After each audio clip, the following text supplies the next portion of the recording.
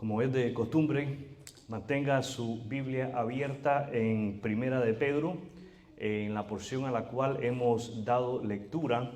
Primera de Pedro, capítulo 1, versos del 13 al 25. Estamos en nuestra serie titulada Guerrero Cultural. Guerrero Cultural. Y damos inicio a nuestro mensaje de esta tarde con la siguiente pregunta. ¿Qué produce en nosotros la esperanza en Jesucristo? ¿Qué produce en nosotros la esperanza en Jesucristo? Hágase usted mismo, ahí donde está sentado, esa pregunta. ¿Qué produce en mí la esperanza en Cristo? ¿Cuál es el resultado en mí de que yo tenga esperanza en Jesucristo? Creo que la respuesta a esta pregunta es bastante clara. ¿Cómo es la respuesta? Es bastante clara. La esperanza en Jesucristo produce resultados visibles. ¿Qué clase de resultados? Visibles. Y no solamente produce resultados visibles, produce resultados concretos. ¿Qué clase de resultados? Concretos en la vida de los guerreros culturales, en la vida de los creyentes en Jesucristo. Si usted es creyente en Cristo, usted tiene puesta su esperanza en Cristo y esa esperanza debe de estar dando como resultado en su vida resultados concretos.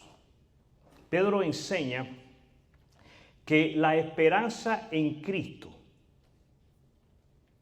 porque esto está basado en lo que hemos leído, y Pedro nos enseña que la esperanza en Cristo no es una idea abstracta,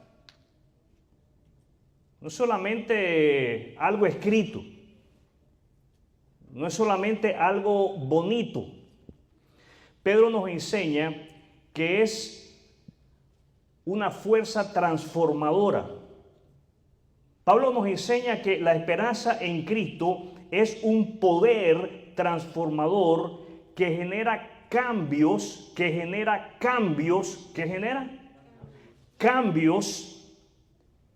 en el creyente. ¿Qué genera? Cambios en el creyente. El título de lo que quiero compartir con ustedes, basado en Primera de Pedro, capítulo 1, de los versos 13 al 25, es el guerrero y los resultados de la esperanza. El guerrero y los resultados de la esperanza. Si usted quiere eliminar la palabra guerrero y sustituirla por creyente, bien igual. Porque el creyente en Cristo, hemos estado aprendiendo, debe de ser un guerrero y debe de ir en contra de la cultura, debe de ir en contra de la filosofía de este mundo. Pedro, mis amados hermanos, afirma que la esperanza en Cristo produce en nosotros, los guerreros culturales, resultados lógicos y necesarios. ¿Qué clase de resultados? Lógicos y necesarios. Cuando decimos resultados lógicos, quiere decir que son resultados alcanzables. No es nada imposible. Son resultados que se pueden alcanzar gracias a la presencia del Espíritu Santo en cada uno de nosotros y son cambios necesarios. Pablo nos enseña que esta esperanza no es una esperanza vacía. No es una esperanza vacía, sino que es una realidad viva. ¿Qué clase de realidad es? Que impulsa un estilo de vida distinto en medio de un mundo caído. ¿Qué clase de estilo de vida? Distinto. ¿Qué clase de estilo de vida? Distinto. Pedro menciona tres efectos tres efectos, tres resultados. Pedro menciona tres resultados concretos que la esperanza tiene en la vida de los creyentes que luchan por la verdad y la santidad en medio de la cultura. Fíjese bien, el creyente en Cristo lucha por la verdad. ¿Por qué luchamos? Por la verdad. Y no solamente luchamos por la verdad, luchamos por la santidad en medio de una cultura corrupta, una cultura contaminada por el mundo. El primer resultado que Pedro resalta está relacionado con nuestra manera de vivir día a día. Día a día. Ese es el primer resultado que Pedro nos menciona y él hace resaltar. Está relacionada con nuestra manera de vivir día a día en una preparación constante. ¿De qué manera? Preparación constante. ¿De qué manera? Pedro inicia diciendo en el verso 13, ceñid los lomos de vuestro entendimiento. Me siguen la lectura, pongan sus ojos ahí en el verso 13. Ceñid los lomos de vuestro entendimiento, sed sobrios, como debemos de ser, y esperad por completo en la gracia. Esto nos debe de indicar a todos y cada uno de nosotros, creyentes en Jesucristo, guerreros culturales, la necesidad de vivir preparados, la necesidad de vivir preparados. Y ese es nuestro primer punto en esta tarde, esa es nuestra primera enseñanza en esta tarde. Vivamos preparados, dígale al que está al lado suyo, vivamos preparados. La esperanza en Cristo nos lleva a vivir con una mente lista. ¿Qué clase de mente? Lista. Con una mente preparada y un corazón enfocado. Un corazón enfocado en el reino de Dios. Un corazón enfocado en el Rey del reino. Ahora, ¿cómo es que nosotros nos preparamos? ¿Cómo es que nosotros podemos vivir preparados? Primero, nos preparamos mentalmente. Nos preparamos mentalmente. ¿Cómo nos preparamos? Mentalmente. El guerrero cultural disciplina sus pensamientos. ¿Qué disciplinamos? Nuestros pensamientos, para no dejarnos arrastrar por la corriente de ideas contrarias al Evangelio de Jesucristo. No solamente nos preparamos mentalmente, también nos debemos de preparar espiritualmente. Debemos de prepararnos espiritualmente. ¿De qué manera debemos de prepararnos? Espiritualmente. El creyente en Cristo, el guerrero cultural, debe de prepararse espiritualmente. La sobriedad significa vigilancia. Ser sobrios significa ser vigilantes. Permanecer vigilantes. Cuando leemos sed sobrios, Estamos leyendo sobre la importancia de permanecer vigilantes. Y no solamente nos indica que debemos de permanecer vigilantes, sino que debemos de poseer dominio propio. ¿Qué debemos de poseer? Dominio propio. No podemos, diga al que está al lado suyo, no podemos vivir en distracción espiritual. Y permítanme recordarles que el mundo compite por distraernos espiritualmente. El mundo compite por mantenernos entretenidos y desenfocados. Pero nosotros debemos de prepararnos espiritualmente. ¿Qué debemos de hacer? Prepararnos espiritualmente. También debemos de prepararnos en santidad. Debemos de prepararnos en santidad. ¿De qué manera debemos de prepararnos? Pedro está citando Levíticos 11:44 cuando leemos sed santos porque yo soy santo en el verso 16. Y el guerrero cultural no se conforma a los deseos del pasado. El creyente en Jesucristo no debe de conformarse a sus deseos carnales. El creyente en Jesucristo, el guerrero cultural, debe de luchar en contra de esa corriente. Y debemos de reflejar la santidad de nuestro Señor. ¿Qué debemos de reflejar? La santidad de nuestro Señor.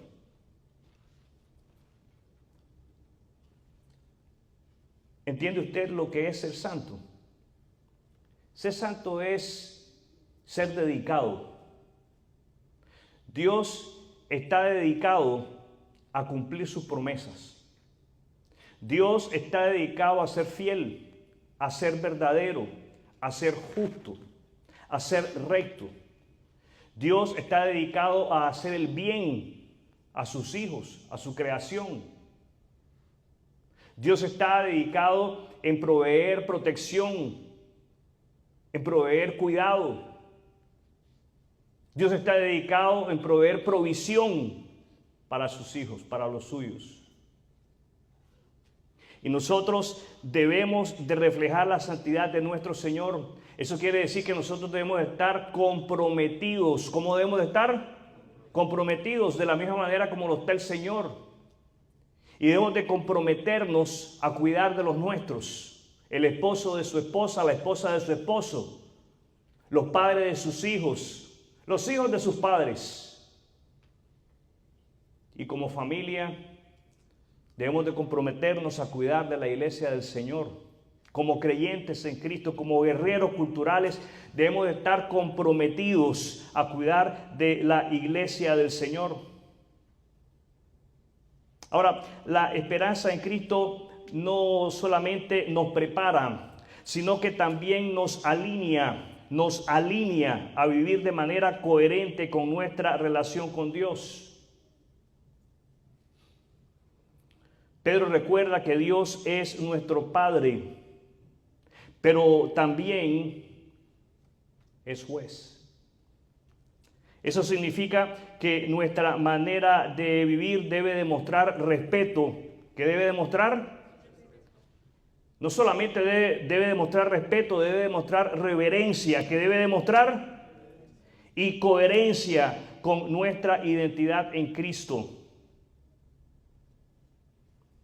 Nuestra segunda lección de esta tarde es que la esperanza en Cristo nos lleva a vivir en coherencia con nuestra comunión con Dios. Nuestra esperanza en Cristo nos lleva a vivir en coherencia con nuestra comunión con Dios.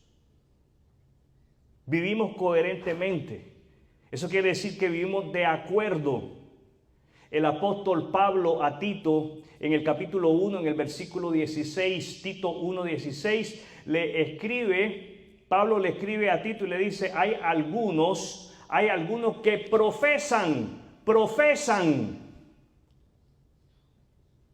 tener fe, profesan creer en Dios, profesan creer en Cristo, pero con sus hechos, con sus acciones lo niegan.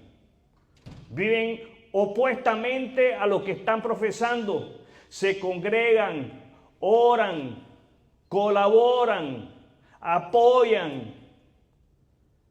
Dicen que confían, que creen, pero sus acciones allá afuera son completamente opuestas a esa profesión de fe.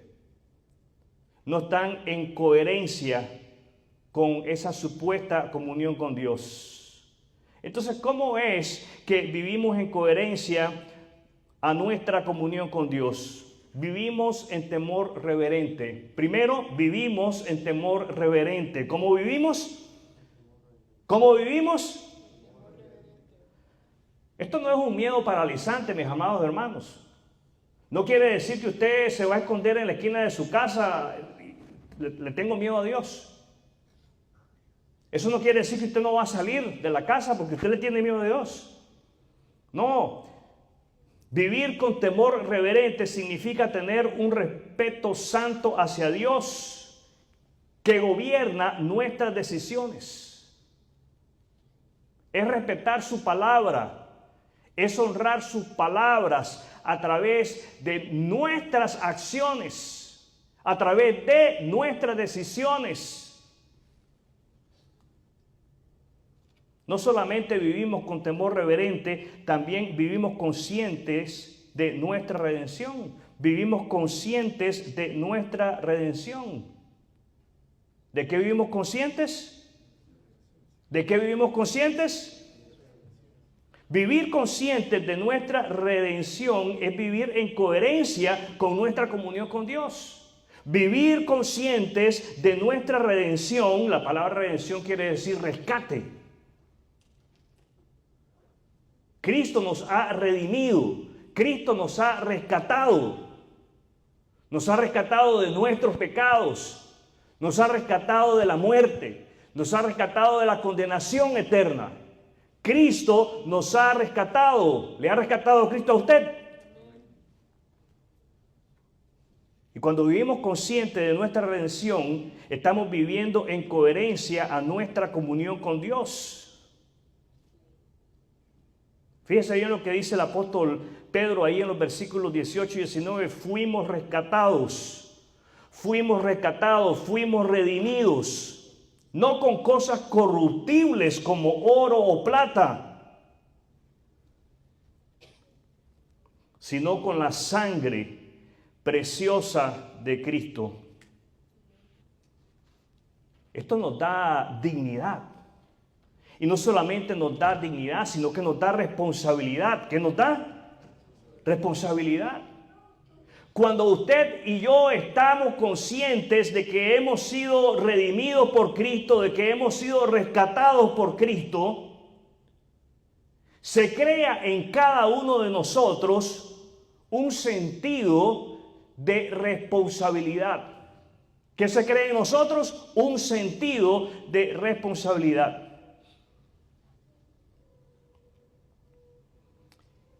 Y vivimos confiados en el Cristo resucitado. ¿En quién confiamos?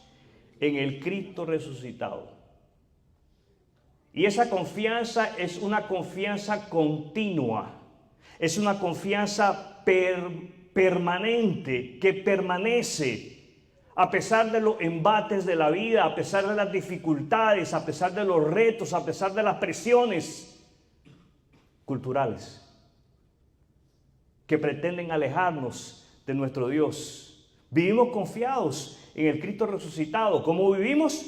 Confiados. Nuestra fe y esperanza están fundamentadas en el poder de Dios que levantó a Jesús de los muertos.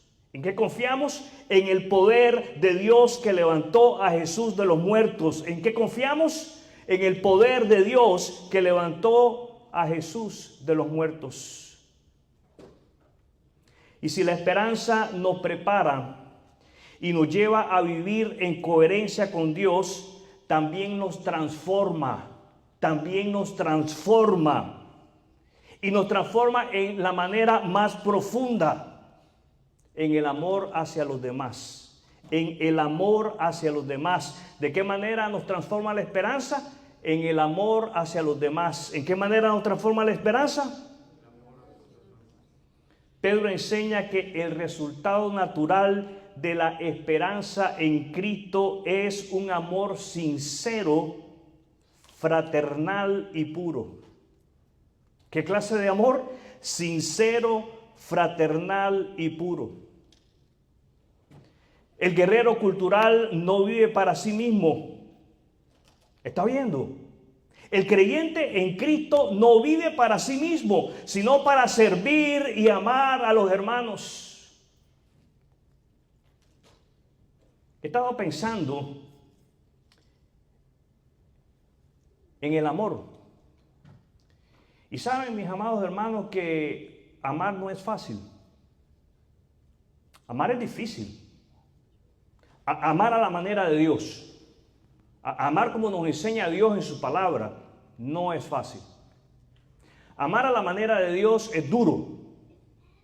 Love is tough. Love is tough. It's not easy. it is not easy to love as God has loved us. Usted se ha puesto a pensar en la manera en cómo Dios le ama a usted. ¿Se ha puesto a pensar en eso? Se ha puesto a pensar en que no siendo monedita de oro, Dios le ama a usted como si usted fuera una moneda de oro. Está la parábola de la moneda perdida. De esa manera Dios le ha amado a usted. Incansablemente salió a buscarle hasta que le encontró y lo salvó. ¿Los oigo? Y se da cuenta que usted y yo, como creyentes en Cristo, como guerreros culturales, estamos llamados a amar de esa misma manera. Y esa es nuestra tercera lección. Amemos de corazón puro. Amemos de corazón puro. Versículos del 22 al 25. Habiendo purificado vuestras almas por la obediencia a la verdad, al Evangelio, mediante el Espíritu, para el amor fraternal no fingido. ¿Sabe que el amor se puede fingir? We can fake love. We can fake to love somebody. But eventually, when we're faking, that will come out.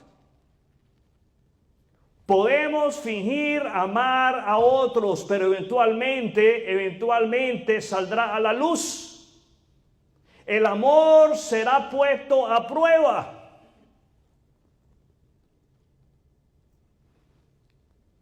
Y somos llamados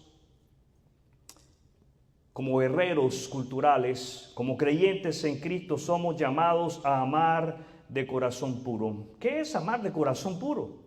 Bueno, amamos de corazón puro con un amor obediente, ¿Qué clase de amor? Obediente. El amor nace de la obediencia a la verdad. El amor nace del amor al Cristo del Evangelio. El amor nace del amor al Evangelio. Ese es el verdadero amor. El mundo por ahí nos ha mentido, nos ha engañado.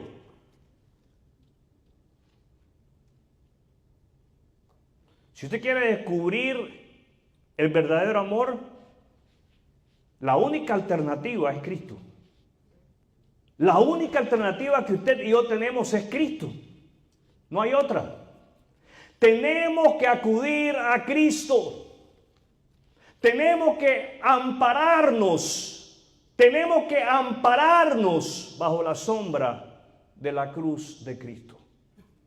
Para que de esa manera podamos experimentar lo que es el amor obediente. Cristo nos modela el amor obediente. En el huerto de Getsemaní, Jesús en su oración le dice al Padre: yo no quiero hacer esto, pero que se haga tu voluntad. Haz tú lo que quieras. ¿Saben lo que Jesús está modelando para nosotros ahí? Obediencia. ¿Qué está modelando Jesús? Obediencia. Amar con un corazón puro es amar con un amor sincero. Amar con un amor sincero. ¿Qué clase de amor? El amor sincero es un amor que no se finge, es un amor no interesado, o sea, desinteresado, es el amor genuino. Miren, el amor genuino no hace acepción de personas. Usted no anda excluyendo a nadie de su círculo social. Usted no tiene favoritismos. Si usted anda excluyendo a la gente de su círculo social, si usted prefiere juntarse con unos sí, con otros no, usted tiene algo de qué arrepentirse. Usted tiene que arrepentirse de estar profesando un amor fingido.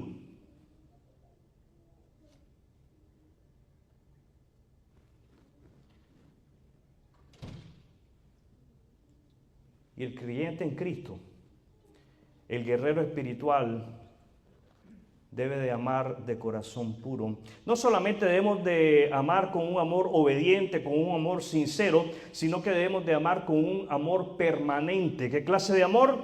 Permanente. El amor permanente está fundado en la palabra de Dios. El amor permanente está fundado en la palabra de Dios.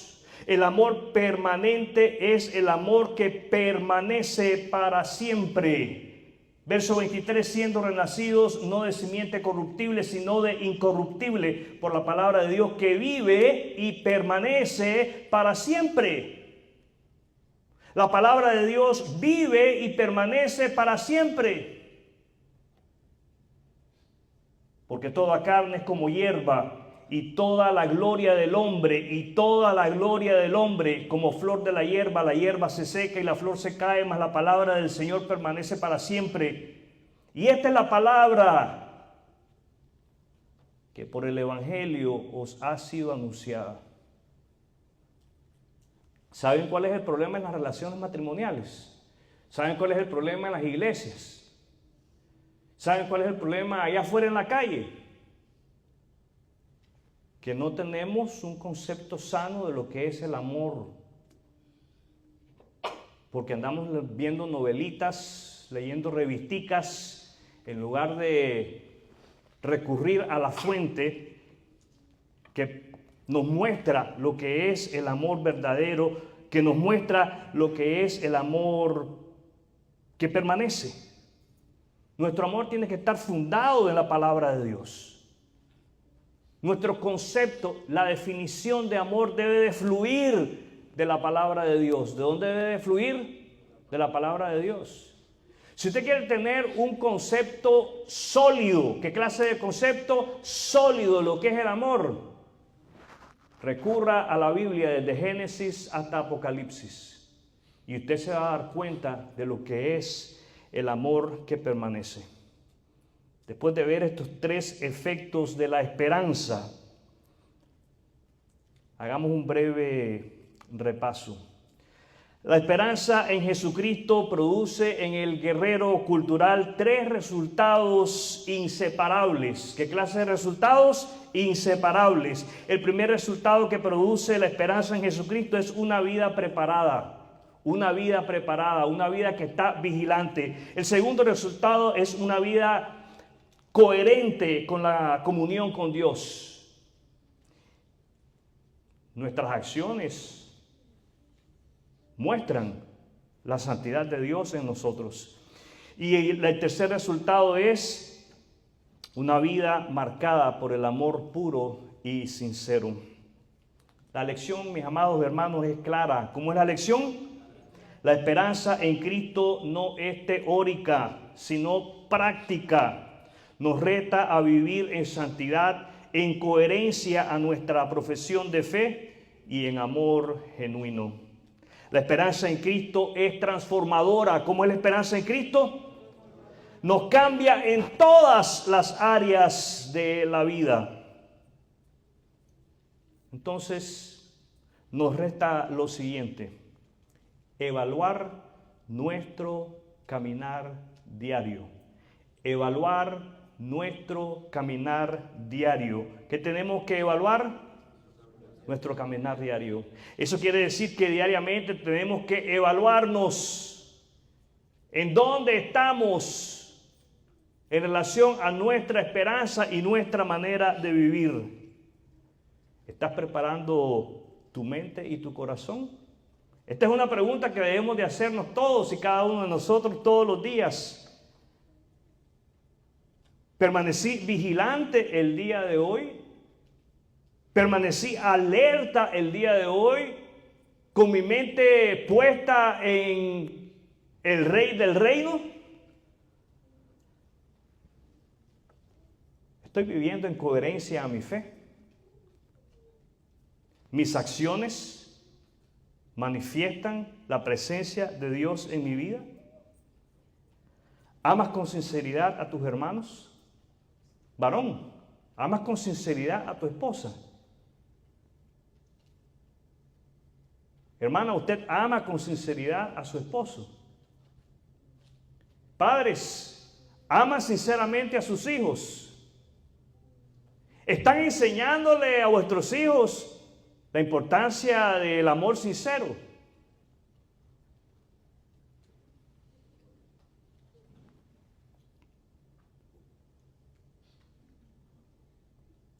Voy a dejarlos con un reto. Vivamos como un verdadero guerrero cultural que refleja la esperanza viva en Cristo, en su entorno, en la familia, en el trabajo, donde quiera que estemos. Mi amigo, si usted aún no ha confiado en Jesucristo, usted necesita saber que su vida sin Él está vacía y usted se encuentra bajo condenación eterna. La esperanza verdadera no se encuentra en las religiones, mucho menos en filosofías o logros humanos, sino en Jesucristo, quien derramó su sangre preciosa para redimirle del pecado. Dios le llama, mi querido amigo, a arrepentirse de sus pecados y a confiar en Jesucristo como el único medio para la salvación de su alma. Confíe en Cristo y reciba el regalo de la vida eterna. Quiero invitarles a cerrar sus ojos. Vamos a tener un momento de oración. Ojos cerrados, oremos juntos. Adultos,